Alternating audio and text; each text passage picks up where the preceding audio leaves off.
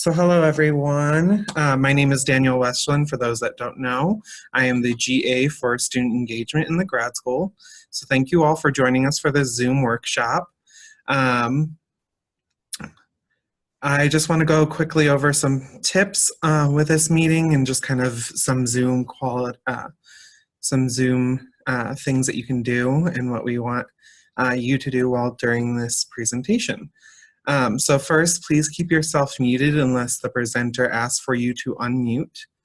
And then second, if you have any questions or you want to pose a question or respond to a question, please use the chat unless the presenter asks you to do something different. And then also with the chat, you can privately chat with me or the presenter if there's something you wish to share with the group anonymously. So if you don't want your name attached to the question, you can contact us that way. And then if you have any technical difficulties, contact me. Lastly, I just want to thank you for your time and joining us again. Today we are discussing thesis, dissertation, capstone formatting. And we have Carol Stewart from our office that will be presenting. I'm going to let them tell a little bit more about themselves and we'll get started.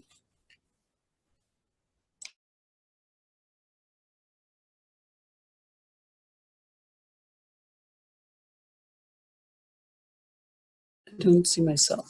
What's the problem? Should I? Here, I see you. Okay. Hi, I'm Carol Stewart. I'm a former Mac and WordPerfect user who had to learn the PC and Microsoft Word for my current position as thesis and dissertation specialist. From experience, I can tell you not to bounce your edits back and forth between a PC and a Mac or between word processing programs. You'll make more work for yourself. Hopefully this workshop and the handbook will help take a little stress out of your thesis, capstone, and dissertation formatting. For the purposes of this workshop, we will be using the Microsoft Word PC version because that's what I have here in the office. Side that is bound in your hard copy. At this point, we are still using hard copy.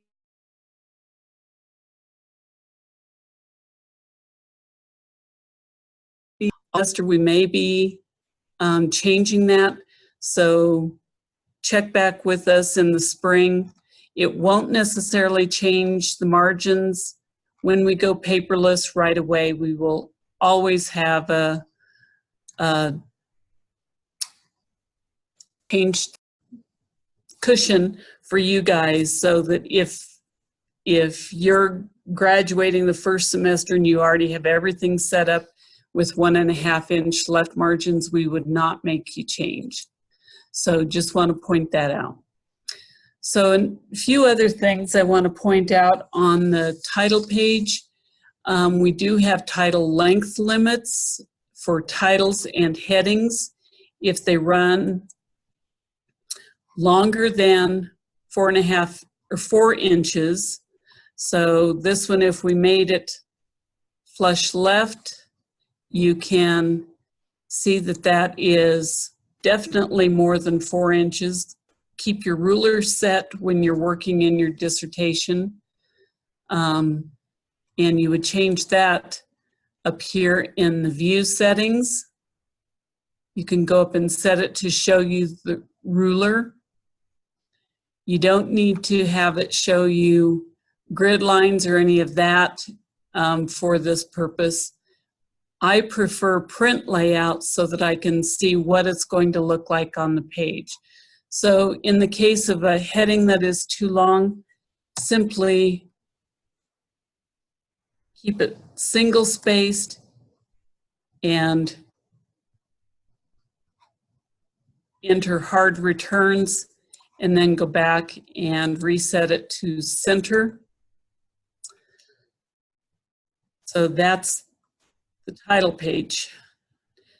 The next thing we want to talk about would be page breaks and section breaks. They're very handy, but they can also cause problems if you overuse them. So you want to make sure that, let me go ahead and remove this section break here. You'll also notice I have this set up with the paragraph mark showing. If I turn that off, everything goes away. But if you have it showing, you can see where we have page breaks and section breaks. So we want to insert a page break anywhere that you want to make sure the next page always starts at the very top of the page, or at the same place of the page that you have it set. That becomes really important when you're talking about, like, your abstract should start 2 inches from the top of the page. That means 1 inch margin and 1 inch down. So we want to move it to this point here. And if I enter more spaces at the bottom here, that again moves it down so that that's not 2 inches. So if I insert a page break here, let me remove those, insert, under the Insert tab you can get there. Here is a page break, or you can go to Layout and Breaks, and you can do a page break there. It's a little quicker for this, at this stage, to do it from the Insert tab, but it's up to you. And that will keep it, I can insert however many lines I want here. It'll change to a new page, but the abstract is still going to start 2 inches down from the top of the page. So at the end of every chapter, at the end of your table of contents, you're going to want to insert a page break. Don't insert them when you're just needing to move something to keep from having too many lines on the page, or you need to force a line to the next page, because if you do, then you're going to have to go in and delete them if you make adjustments. So for the most part, use page breaks and section breaks very sparingly. At the end of the signature page, you will want to use a section break. So I'm going to remove that, and I'm going to go to Layout, Breaks. You're going to do section break, and you're going to insert a break and start the new section at the top of the next page. So we have the section break, which does the same thing, except it allows you to set page numbering. Okay, so we had page number here on the title page. We should not have a number, so we want to delete that. You will notice, let me reduce this a bit. First page footer is section 1, header section 2, or section 1.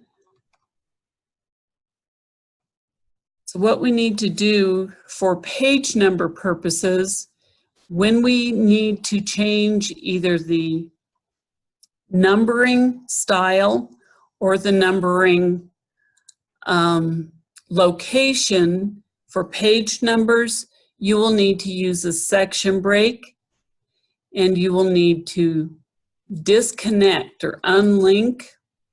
So if you go into the header, you'll notice up here in the ribbon, it took us to design and has linked to previous. That means it's going to carry on whatever we do and assign page numbers here. It's going to carry that on from here. We want to unlink that because we don't want page numbers to show up. And this, you'll see it still says same as previous in the footer. Even though that same as previous went away on the header It's still there for the footer. So if you go in and unlink in the footer, that takes that away also. So we go into here, we have those unlinked from each other. Now we want to go into the footer. For the preliminary pages, you're going to want to set your page numbers. So we're going to go to, we could do it here. We can add page numbers.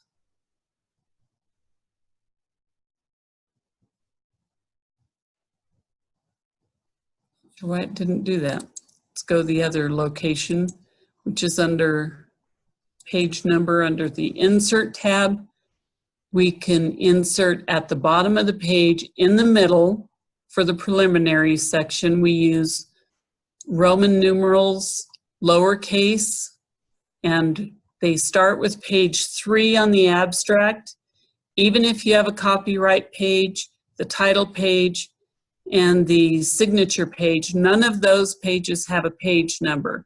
So even though if you have all 3 of those, this would be page 4, ignore that. The copyright page is not assigned a number.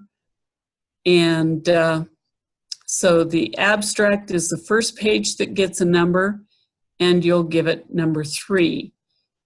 Mine is set for the Roman numerals, but you can change that up here. If yours are set to Arabic numerals, you're going to want to go down to the very bottom and change that to the Roman numerals, lowercase, and we want it to start at number 3. You could change that up or down, and make sure that you have not used the continuous from previous section. So we're going to click OK, and we're going to move down and see. So section 2, I'm not sure why this is unlinking again, but we're going to have to unlink it and unlink the header.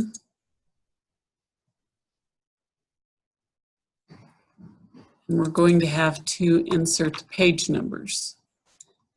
We should not have to do this on every page, but I'm not sure why. You can see it continued the numbering. Okay. You went into format page numbers.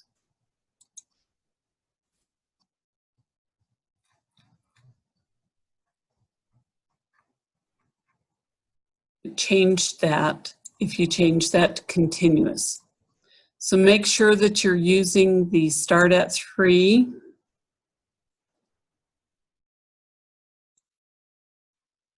Table of contents should be 4, list of tables 5. If your table of contents goes longer than that, it's not a problem. You're going to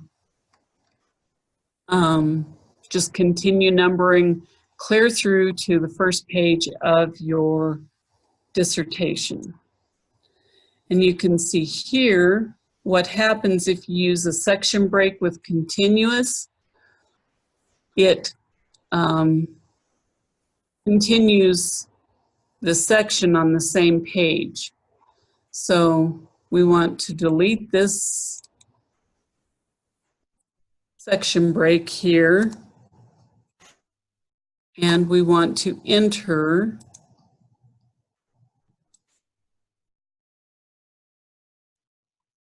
the page break for next page rather than continuous. That will move chapter 1 to the next page. So you can see I already have this set at by spacing down rather than resetting the margin. That way you should not have to change your margins back and forth at the beginning of the chapter and at the end of chapter 1's first page. At that point, you would have to go in and reassign page numbers. So just space down at the beginning of the chapter and keep track of how many spaces. We have it set paragraph spacing for double space, so it's on the third line, gets me about to the right place, but it depends on if you have a space in your header like we do here.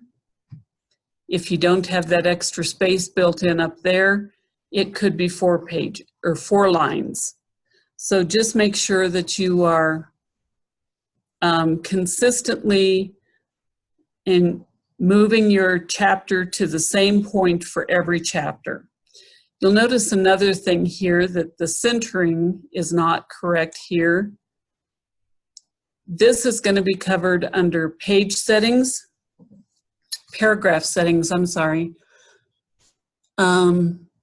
Because we have the automatic paragraph indent set on my computer, so whenever I end a paragraph, it automatically indents to start the next one. It automatically puts in a paragraph indent. So watch your centering. Make sure that there isn't this little paragraph indent up here. You can fix it by sliding that to the left so that it's even with the left margin, or you can do a delete and recenter it. So for example, you would just and recenter. So some other paragraph settings that we want to make sure that we are using. You'll see a bunch of settings here, but down here you'll notice there's a larger gap between the paragraphs than there is between these 2 lines within the paragraph. That's because there are 6 points extra before a paragraph. So you want to make sure that you are highlighting your document. Go into paragraph settings. We want to make sure we unclick those. We want to check do not add extra space between paragraphs of the same style. We want to set these to 0 so you have total control, and we want to do double spacing. You don't need to use extra space above or below the headings and subheadings. So there, hopefully, we have everything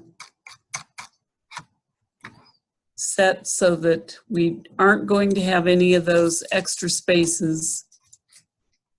Some other times when you want to change your paragraph settings, I forgot to mention the page numbering. Let's go into here. We want this unlinked from previous, so that when we, and obviously they're already done, but when we go in to do the page number and format them, we can use the change it to Arabic numerals in the top right of the page for the body of your dissertation, thesis, or capstone. And we are going to start over at page 1. Again, do not use continue from previous section. There's only one instance when you will want to continue from previous section, and that's if you're inserting a landscape page where you have to change the direction and change the location of your page number. So that's the only time you will need to use continue from previous section. So we have that set. We'll go back to paragraph settings. We want to make sure that you have your paragraph set. Line breaks, we want to also check the widow and orphan control. Widows and orphans are when you have one line at the bottom of the page of a paragraph or the top of the page left alone. So if this line were up here, and it's not going to allow it now because I have the widows and orphans checked, you can't have just one line of a paragraph left at the top or bottom of the page alone. So you couldn't start the paragraph up here and move down. So that widow and orphan is going to double check those for you. Make sure that your font style is the same throughout your dissertation. A common place for that to be different is in the table of contents, especially if you're using the automatic table of contents, and we will go through some of those options in a few minutes here. Also, that includes your page numbers. So you have to go in to each section of your, that should have had a page number at the bottom there. We want to make sure that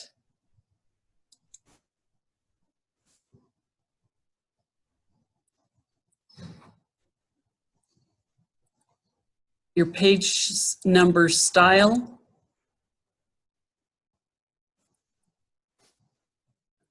now the page numbers are going to get wonky, see?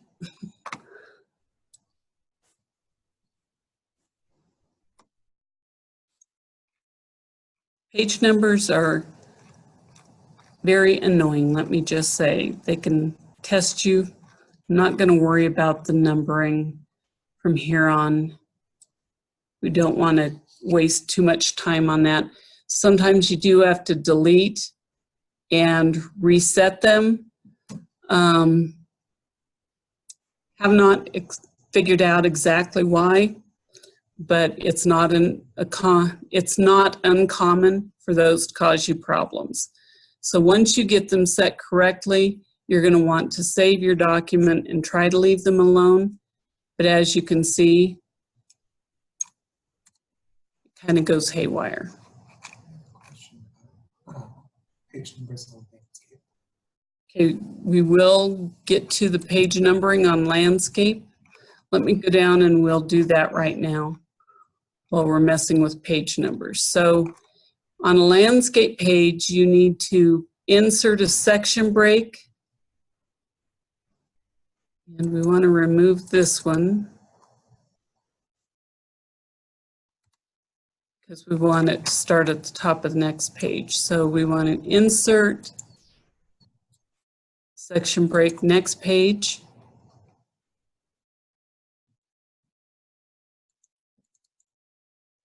So we can see same as previous, but we want to change this one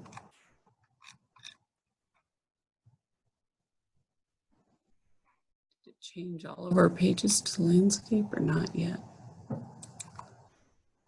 We want to go up here and unlink from previous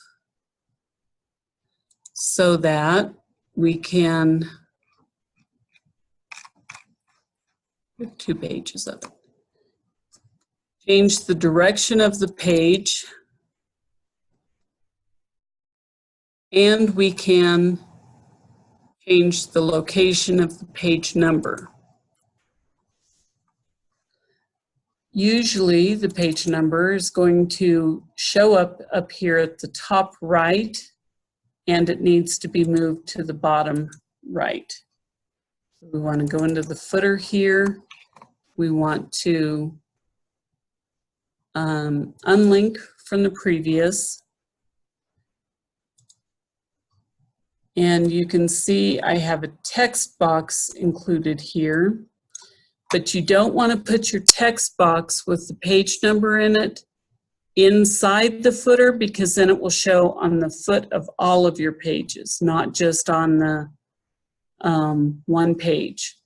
You can change the direction of your page numbers by going up to Design, Format, change the direction. You want to rotate it to that side, and you want to elongate your text box so that it is approximately in the same location as your other page numbers. We don't worry about it getting too exact unless your page number is in the middle of your table or figure caption or in the middle of the figure, or unless it's clear out here on the very edge of the page, depending on the size of your figure or table that needs to be on that page, it can be a problem. And one thing I have discovered with this is it's most helpful if you go up here, close the header or footer, rather than clicking inside the page, because when you double click, it just keeps spinning and is very annoying. It took me half an hour the other day to get it to stop.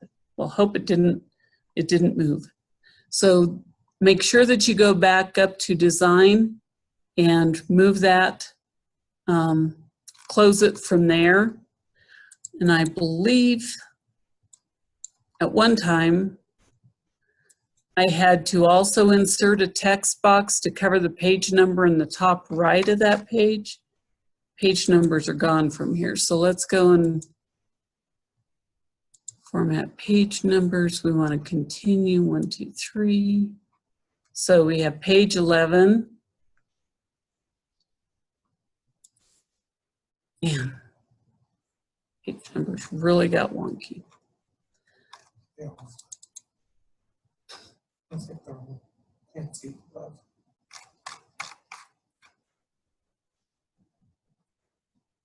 Yeah, it did.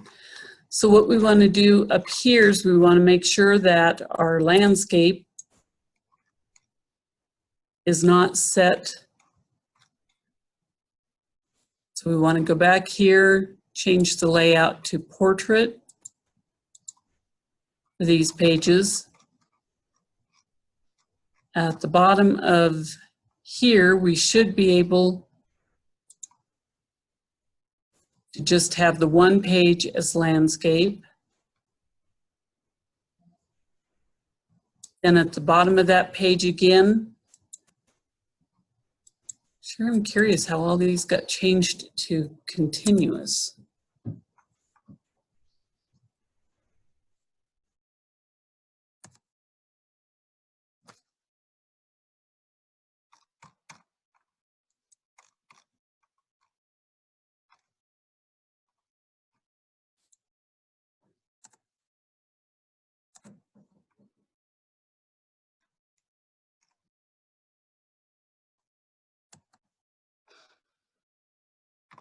One, two, go to layout, breaks, next page.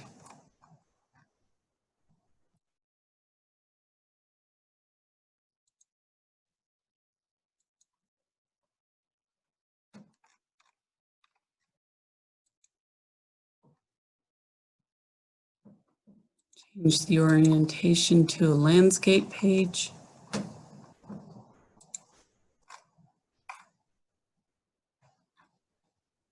And then it goes back to the regular page. Does anyone have any other questions about that?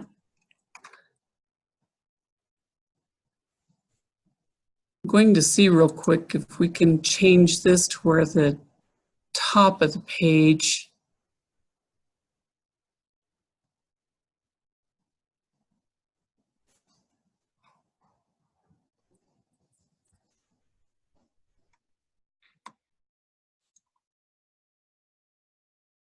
so there we have the 1.5 inches at the top. Older versions, you didn't always have to do that. It automatically knew that you were just turning the page and it would stay. So that did just change the one page. Now, if you have a heading that's going to start at the top of a page, because that's where it naturally falls, you do not need to do the 2 inches. That only applies to the first page of the chapter. Okay? So, barring any other problems with page numbering, I'm not going to bother. Let's not, I guess I'll try one more time to get them in the top right. Now we'll go on. So you'll notice here again we have This heading I highlighted in red because it's not centered. You can see up here the tab in front of it. You can either erase and center, or you can move on. A quick thing about something you'll need to know, this is the definitions. I think it looks best. We don't actually have any rules for them, but I think it makes sense to have them where it follows, kind of like the old paper dictionaries did, where the term stands out to the left by using a hanging indent. You'll need to do the hanging indent also for your references, so this is a good thing to get familiar with. You'll also use it for your research questions. So do the hanging indent here under the paragraph settings. You want it to indent 1/2 inch. For these, we will keep the double spacing. When you are doing your research questions, they will be single spaced with a double space between them. So there I have a page break because the next page starts at the top. In this example, we would want to move that page break up to the end of that line so we don't have a blank page in the middle there. And you can see here, this heading is much larger because we have 4 spaces above. So if we remove that,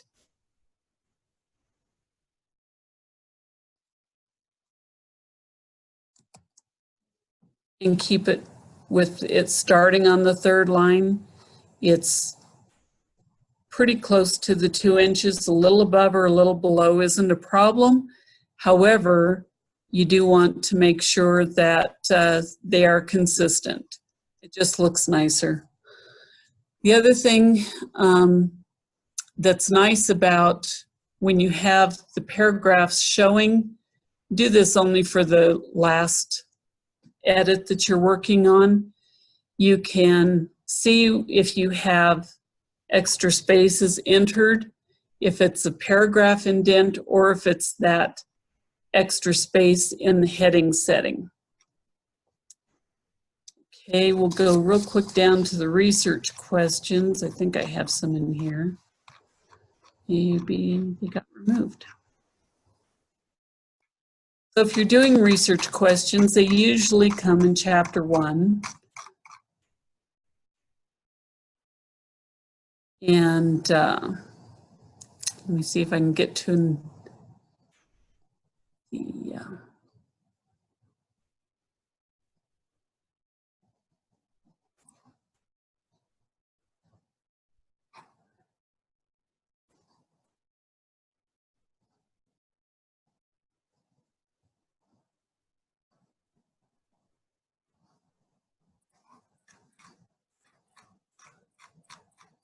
This is an old example from an old dissertation which used Microsoft, I think it's 98 to 2003. And it's not done in the, tables are not done in the proper format at all, so. Okay, so she has hers not done correctly. We're going to copy these. And I'll insert them here.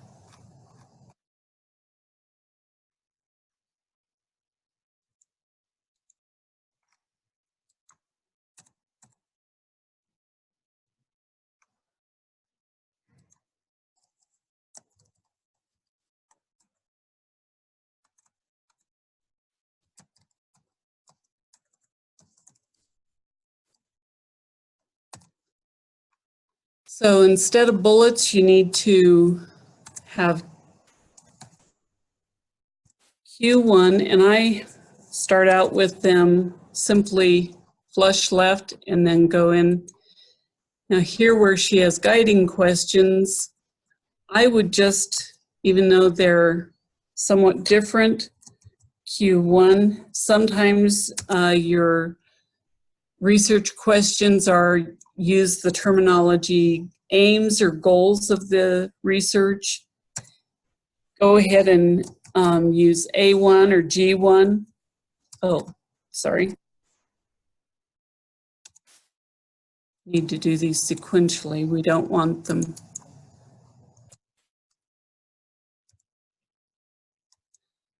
So you're not going to put a colon after them. You're not going to do any alignment differently. What we're going to do is a tab in between the number and this, so that when we go in and format them, we're going to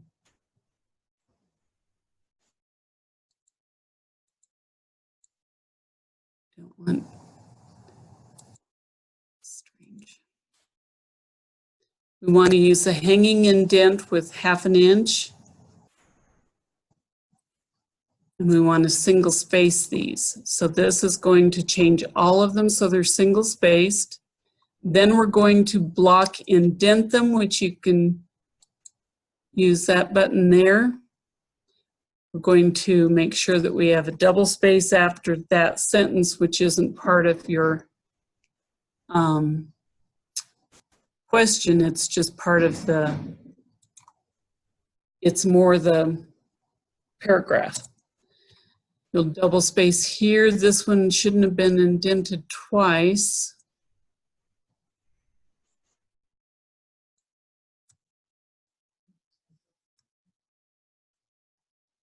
So you're manually going to insert paragraphs, and then by using the hanging indent in the tab, it's going to align the second sentence of a long question.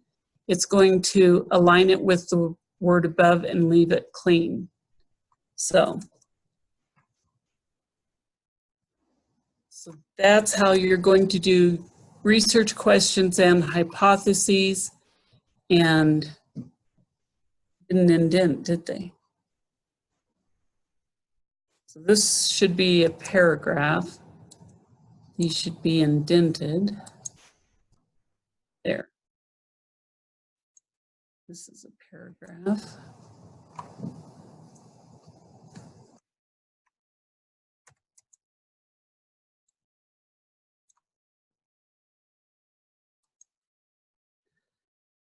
So if we go up, you can see that the paragraph is at the flush at the left margin, and these are indented, single spaced, with the second line aligning with the word above it. Okay.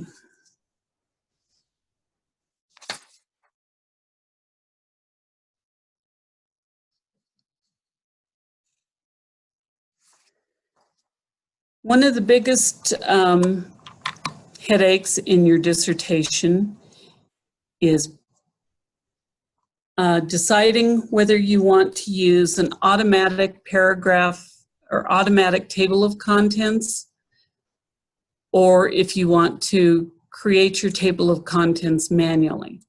We do not have any set requirements for the table of contents, except that you do need to include the chapter titles and the first level of headings. So we want to change that to black. We want to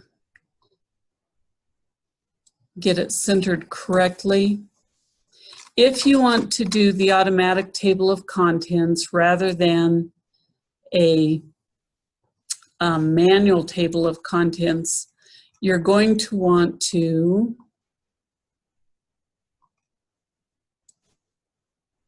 change these all back to single spacing. I don't know.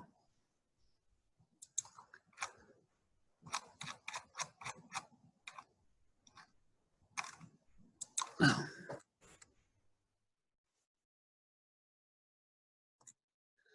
This is an example of how if you want to do your own table of contents, you can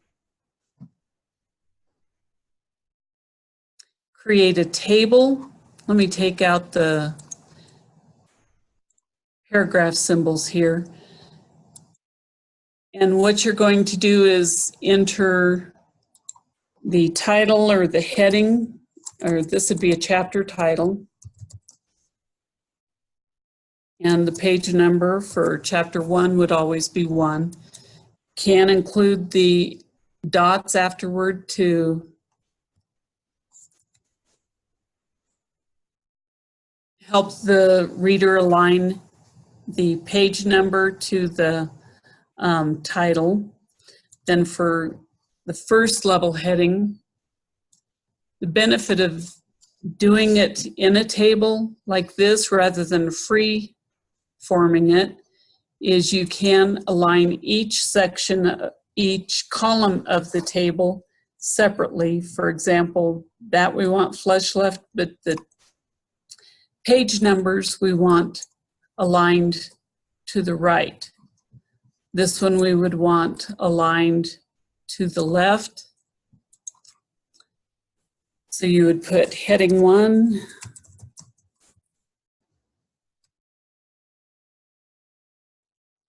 if you're going to include more than one heading, this may be on page 1, but heading 2,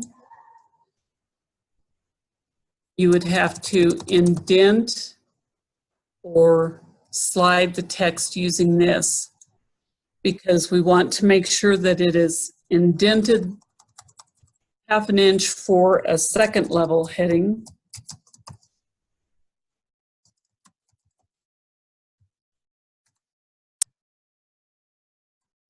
This may be on page 6. So then when you're done with the entire document, you have to go back through constantly and check it, change any headings that you may have changed the wording, or change page numbers at the very end. You have to go through and do all of that manually. The nice thing about it is you have a little bit more control over it. You don't have to, you can cut and paste from the document. And when you're totally done, what you do is go up to the table and remove all of the borders. You can get there here, or you can get there up here. You can go here if you're wanting to manipulate a regular table. You would go here to say, I want some lines to show, but not all of them. In this case, we want no borders, no lines showing at all, and it's all aligned. In this other document, let me go here and show you what I don't want to see on a table of contents. See how the page numbers are not aligned? And if you try to go in and manually align them, it takes a lot of work. Sometimes it throws your left alignment off. It's not always an easy thing to get all the numbers aligned. So I do recommend that you're going to choose whether you're going to do this or an automatic table of contents early on in the process. If you want to use the automatic table of contents, you are going to use these styles up here. You need to keep very close track of what you are using for each level of heading. So for example, we don't include any of the preliminary pages in your table of contents. So we need to go in and assign these as a chapter title. Go back up to the home. You're going to go over here and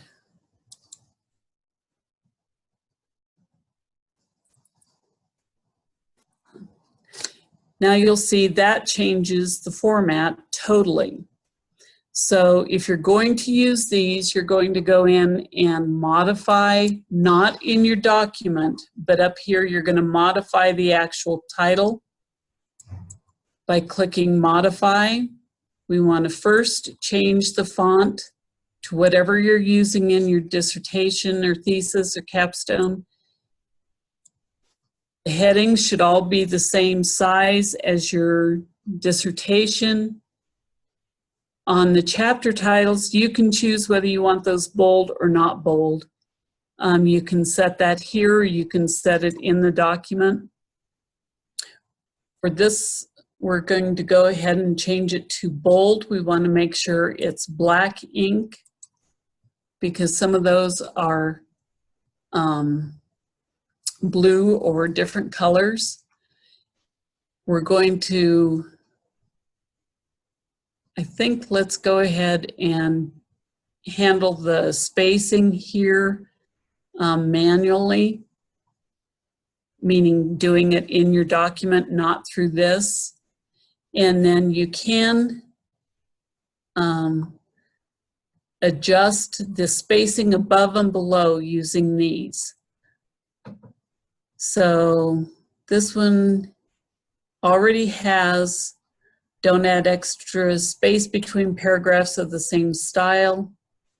We can go in and look at some of that in here and make sure it's the same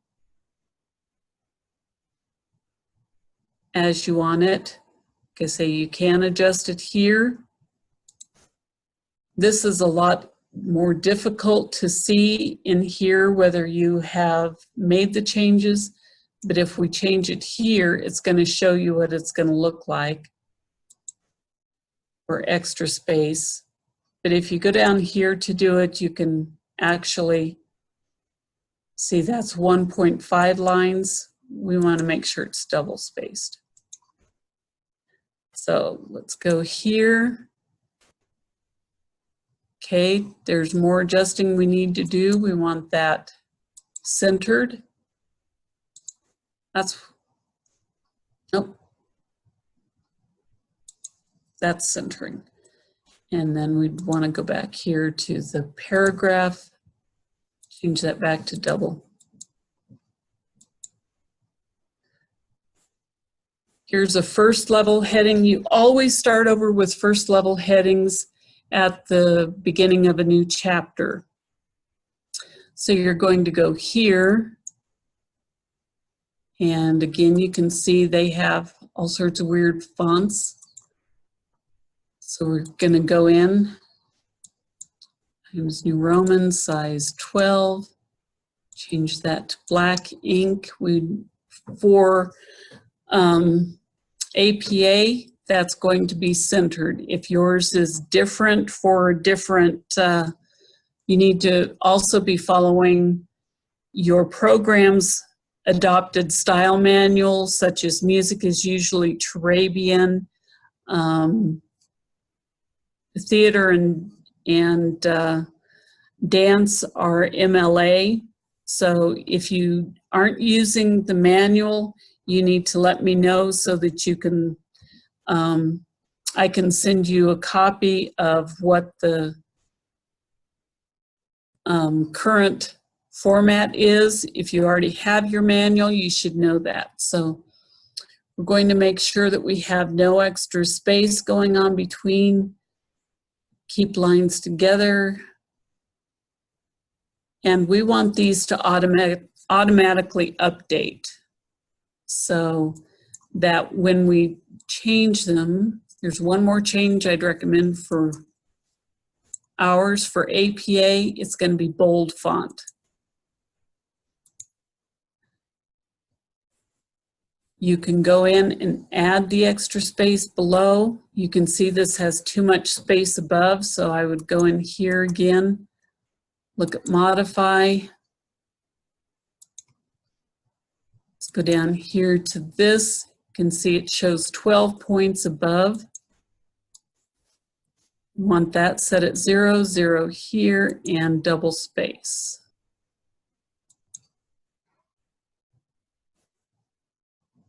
There. So that's where you're going to want that. Then let's go down and do a couple of more headings. We want to set this as heading 1. We've already set it. You're going to see once we click on the heading 1, it's going to show you this arrow to the left. That means it's set for the style, and it's going to go into our table of contents. So let's go in here, do this as the title.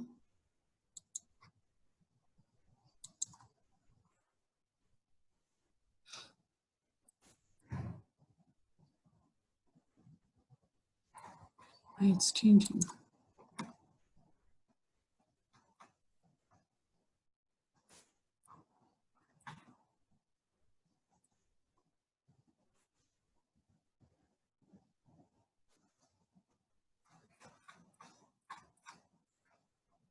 We've got a heading 2, second level.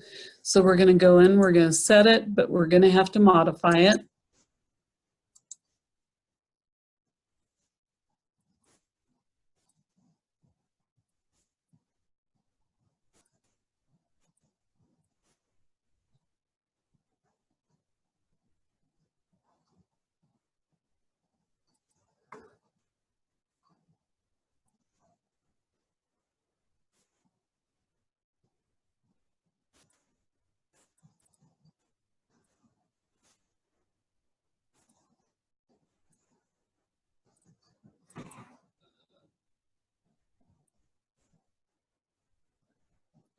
And we want to set it for automatically updating.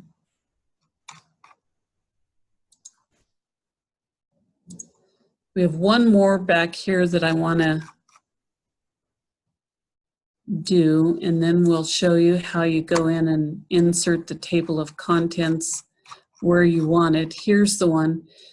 In the case where you have a really long heading, again, the graduate school has rules that if it's longer than 2.5 inches on the left, you need to make it a double, 2 lines, inverted pyramid format, and single spaced.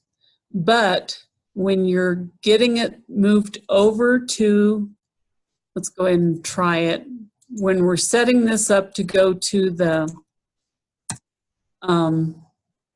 table of contents, this sometimes carries over as a 2-line heading. You'll see this changed it back. So until you are done, either leave these all on 1 line so it goes into your table of contents correctly, or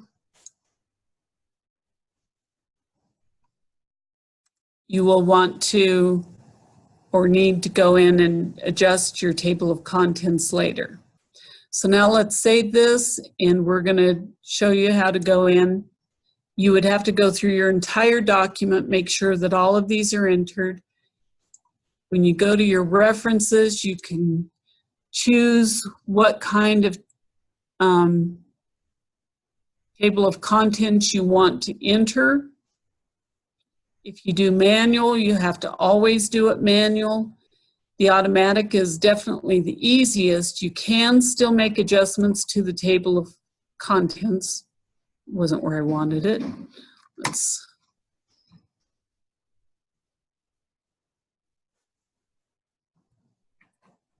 back up to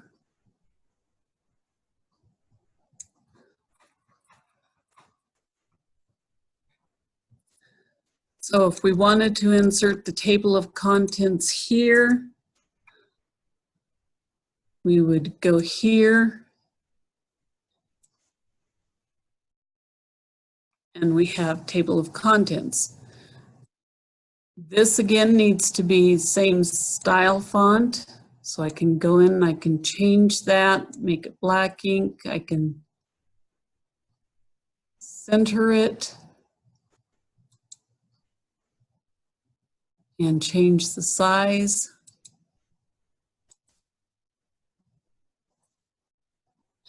but we're missing the chapter titles, you can see. So let's go into here, going to edit, scroll down to TOC, means table of contents. And in here, you can choose how many levels you want.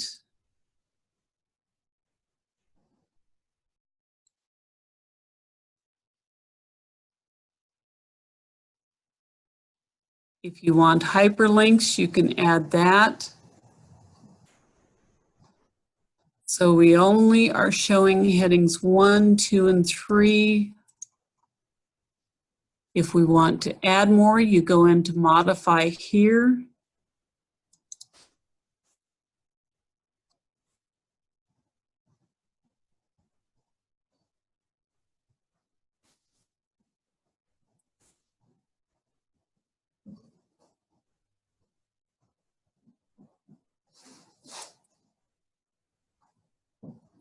You can add title.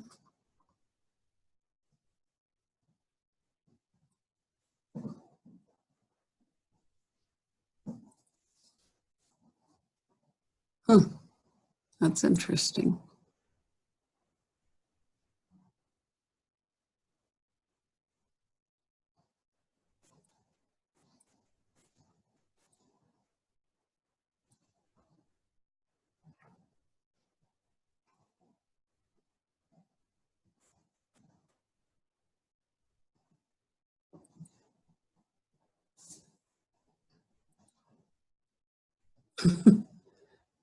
Totally messed it up there. So let's go back up here. Let's try doing this one. Didn't do anything any better.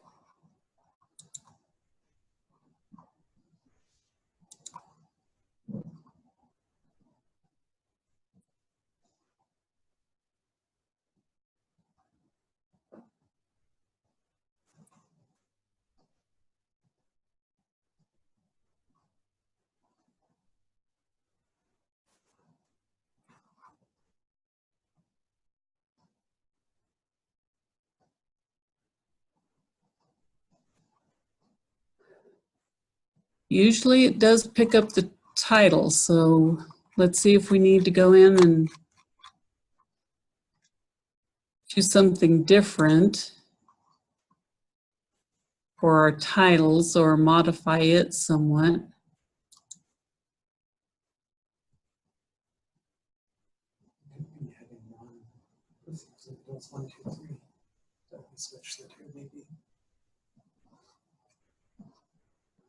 Could do that as heading 1. Change all of these to heading 2. Then we'd have to go in and modify those, but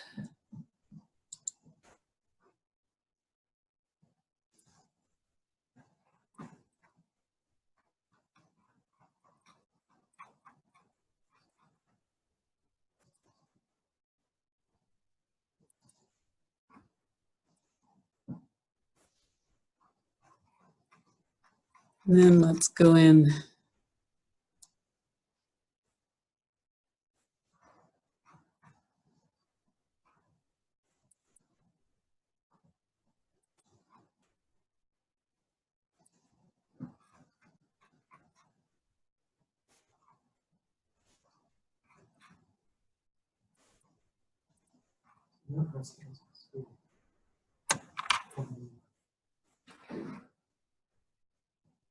That one needs to be 3, and we'll modify it real quick.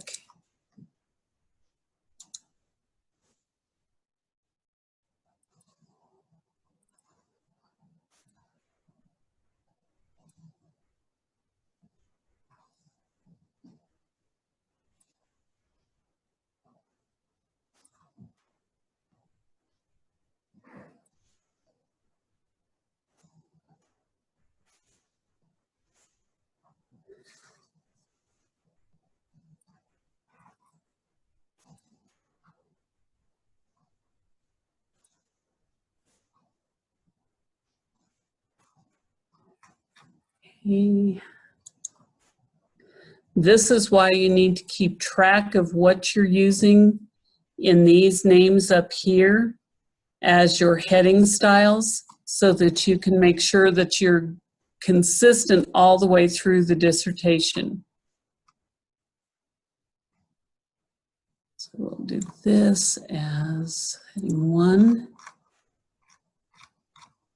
You can create your own styles also.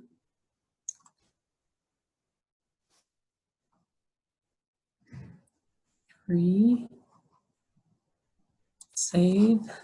Let's go back up and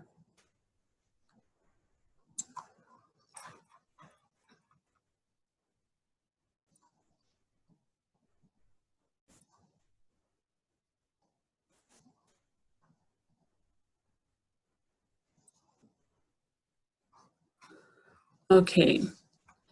So now you can see that we do have the chapters there. It's kind of different having them, the chapter and the title, not on the same line. You can play with that and see if you can get it to where it is on the same line. That might be in the custom settings. You also want to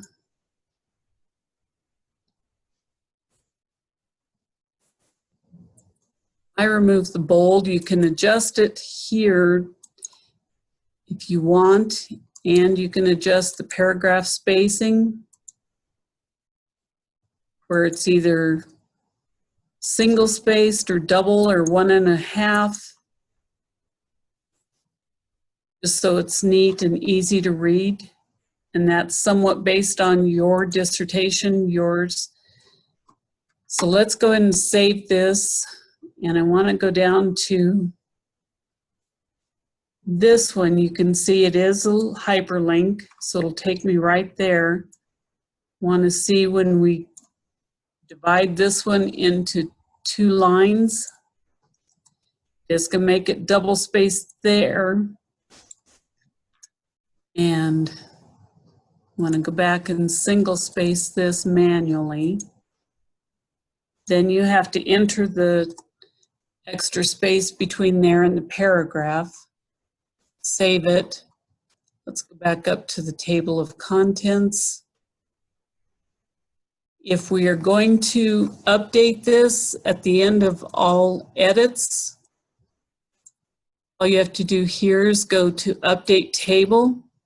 If you say entire table, it's going to adjust all of those things that are on different lines. If you do page numbers only, it will just adjust those. If you do entire table, let's real quick go down, that's still on the same line. If we go up here to update the table and say entire table, see how it moved that to 2 separate lines. So those are the things you need to weigh. And also, if you make changes to your headings and go back in to update the headings, then if you do it this way and update the entire table, you're going to have to make changes again right before you turn it in for review. So those are the 2 options you need to consider when you're doing a table of contents. You can also do your citations that way. I don't have any instructions on automatic citations, but I'm sure if you Google those, you can find those in YouTube or in Microsoft's instruction sites. Table of figures is much the same as this, and what I have heard from students is you can't do table of figures and table of captions separately. It doesn't have both, so one or the other you will probably need to use this. The other benefit of this style over this style is your By doing it in a table, you keep the words from running over into the page numbers. You would have to manually insert that and then align all of that again, because we don't want words mixed up and offsetting your page numbers. So it helps it to look a lot neater if you do it this way. I walked through a little bit in the table contents, how to do the tables. If you want to insert a table, we need to make sure, thought I had one in here, that you are only inserting the data that needs to come over, that you are discussing. For example, if you have an entire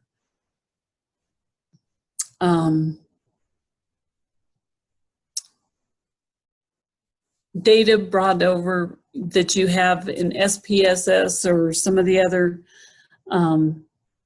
tools, you don't want to bring all of that data in. You only want to bring in the pertinent data.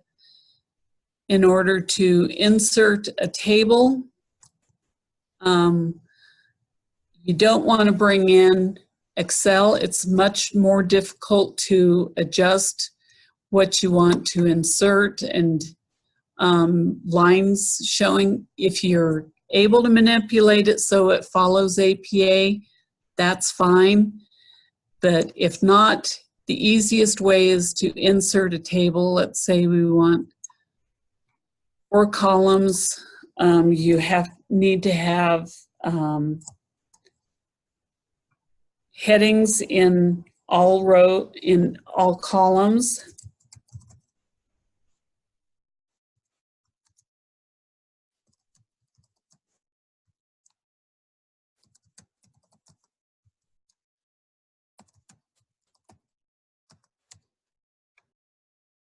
Then you will manually enter your data.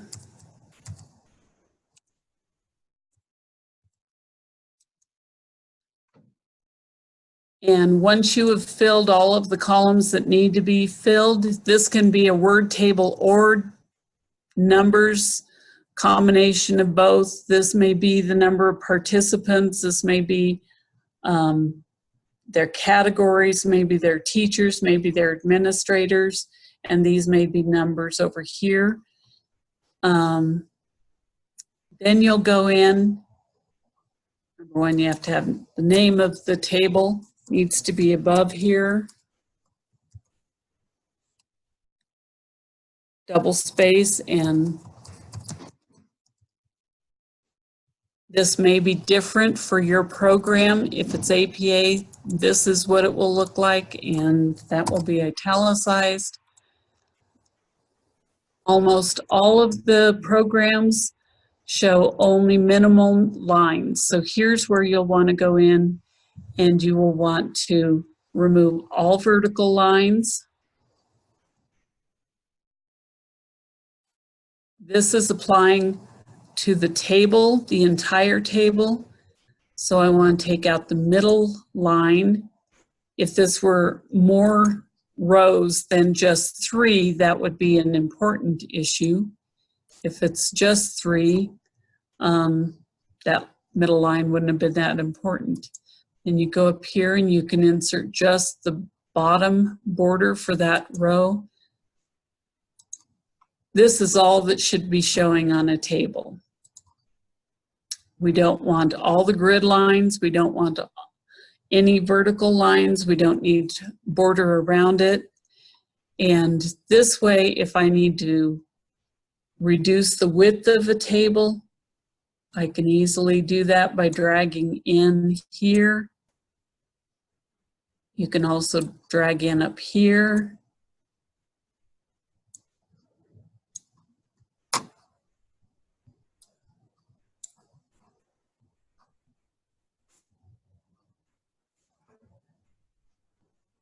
Do you have any questions on those?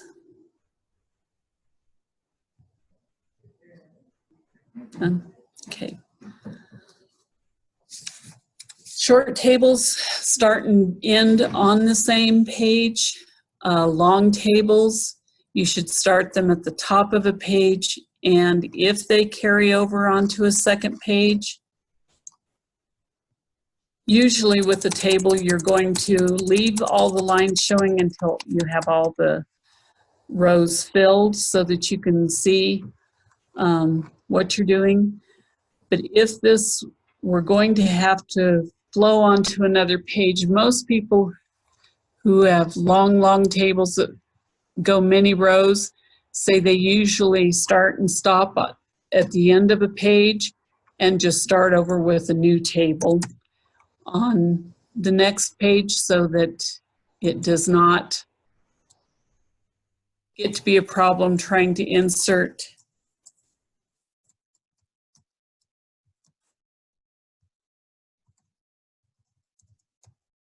and you would just start entering the data again, and that way you have better control over how much fits on a page.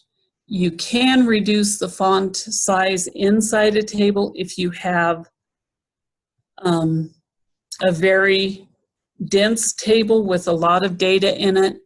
It's just that you have to do the entire table inside the border would need to change to, say, a size no smaller than a size 8. Should be the same size as your, or same style font. A lot of people who have very heavy data cells prefer Arial because it's a little bit cleaner. Usually they also do the dissertation in Arial also. Okay. The last thing I'm going to touch on very quickly are the references. I touched on that you need to make sure that you are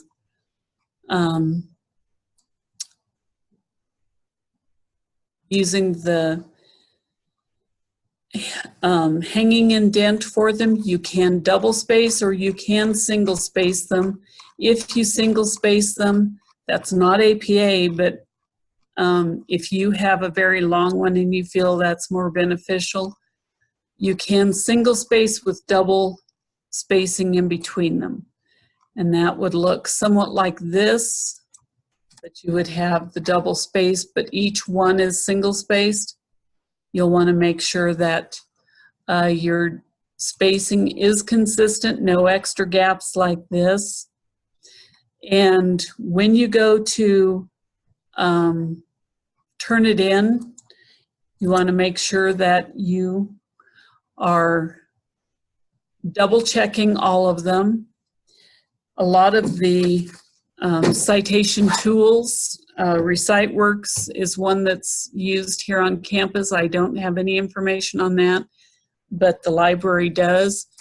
Helps you to manage your citations and references and load them in following APA, but you still need to double check them.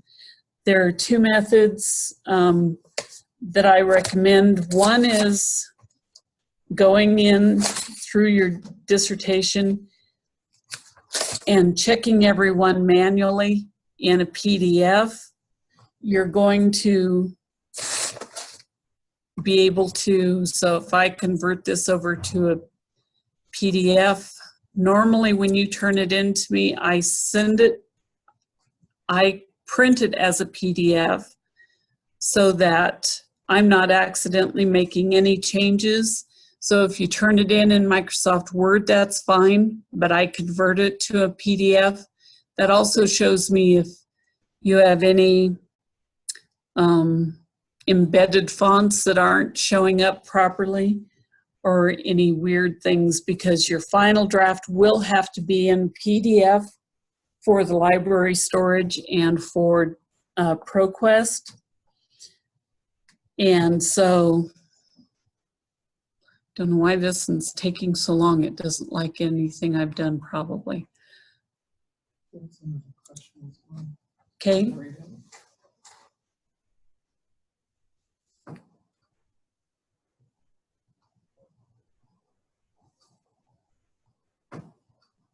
We had a question from Becky. Says, within a table with long lines of text, do you use a hanging indent of the text? Can the text be single-spaced within an entry but double-spaced between the new lines? Yes. It can be single-spaced within a... oh, I see. I need to share this one with you.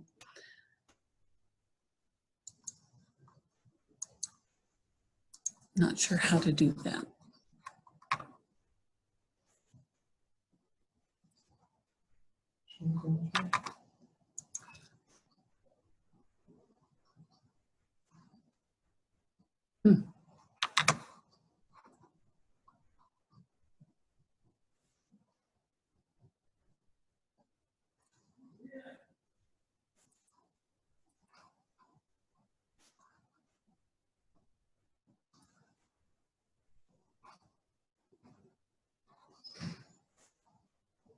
Sorry about that. I lost my document.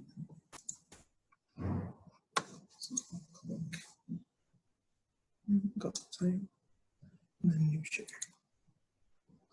And you're showing your second screen. So you want to share that, or you can drag whatever you're trying to show up there. Okay. So if you want to drag that document up, if that's the one that you're sharing. Okay. So on tables, yes, what I recommend, let me see if I can open a new.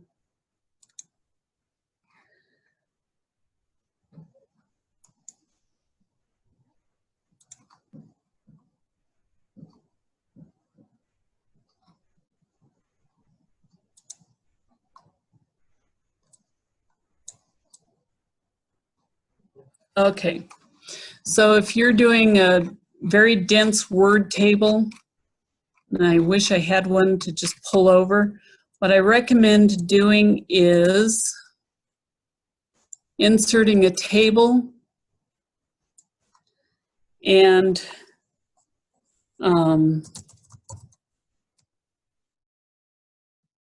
then leaving space below.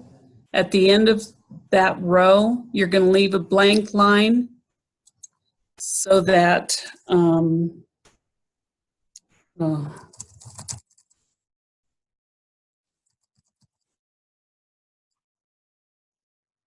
when I remove the lines, that is going to stand out with the words there together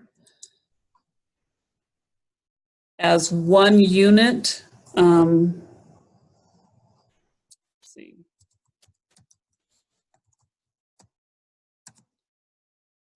And if you're wanting to list breeds of dogs, say, we can do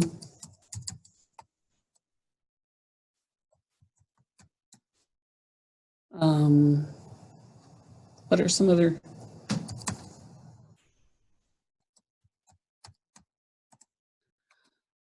And then if you're wanting to indent these 3 rows as part of a category, you can go up here and just slide it over. Try to be consistent within this entire column. If you're indenting, the same would be true if you have just flowing text that you want to continue. So if these were sentences, oops.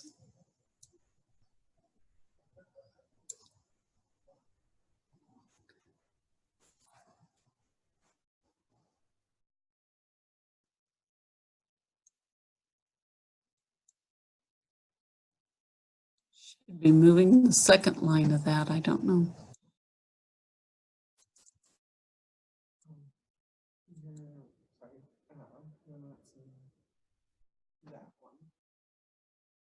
So click on new share, or click play, actually, so cancel exit there, and then click play.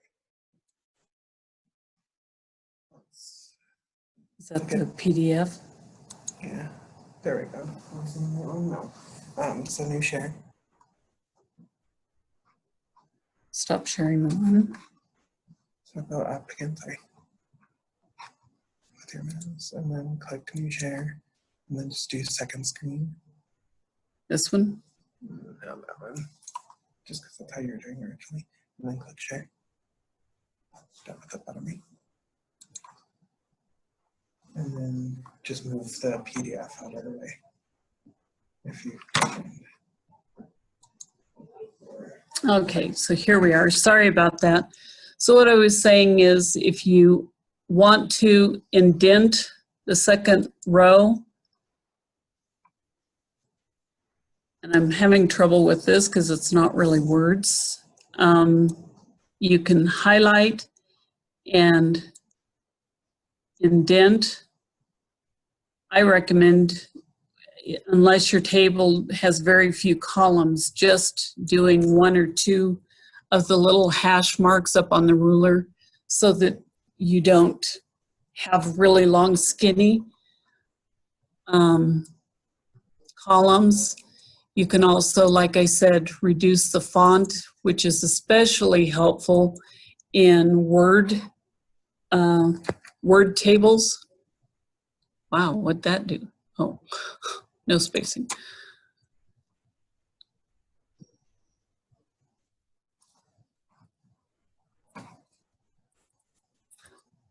So those are some ways you can manage your word tables. If you have more questions about any of this, I know we went through it all really quickly.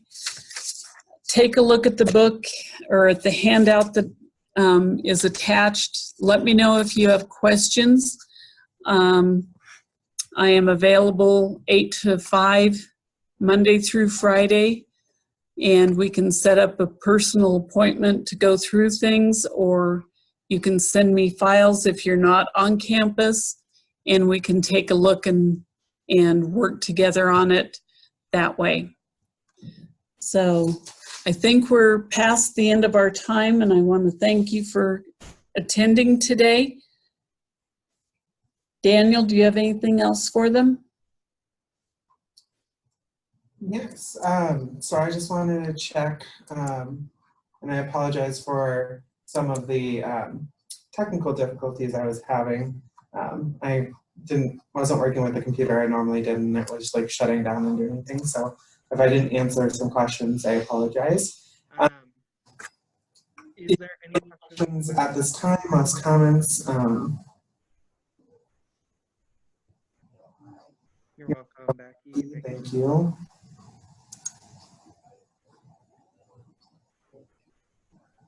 Okay. I want to thank Carol for presenting and taking time out of your schedule to help you all with your very long documents that you're working on right now. I hope they're all going well, and if you haven't started them, I hope that they will go well as you continue. And then I also thank you all again for joining us and spending the time to listen and learn. I also wanted to inform you again that this workshop has been recorded for the most part. We have some technical difficulties with my computer going in and out. But we will compile all our recordings together and get that posted on Canvas within a week. So if you miss something, or if you have other individuals who would like to view or look at some of this information, you can direct them that way. And if you have any questions, feel free to contact me at daniel.westerlund@unco.edu, or you can do gsep@unco.edu, which is a general email that me and my supervisor have access to. So if you have any questions, feel free to ask us there. Are there any last comments before we go on?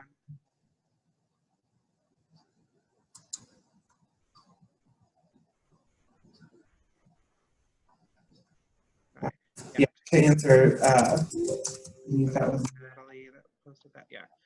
So I did mention that this will be recorded. I'm sorry that you're having some technical difficulties, but look for on Canvas. It should be in.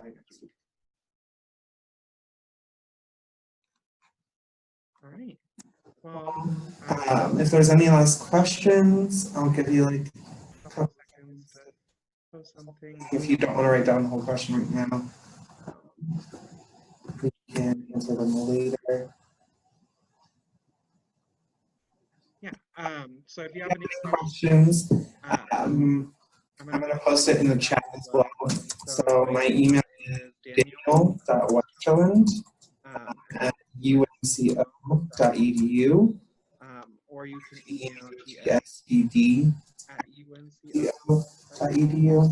I just put that in the chat as well for you to grab. Yeah, of course. All right. Well, thank you all again for joining us, and I hope you'll be able to join us for, I think we have 2 more. I know they're both in person, but I hope you can join us for those that would like to, and I hope you all have a great day. Go ahead and end the chat now. And again, contact me if you have any questions.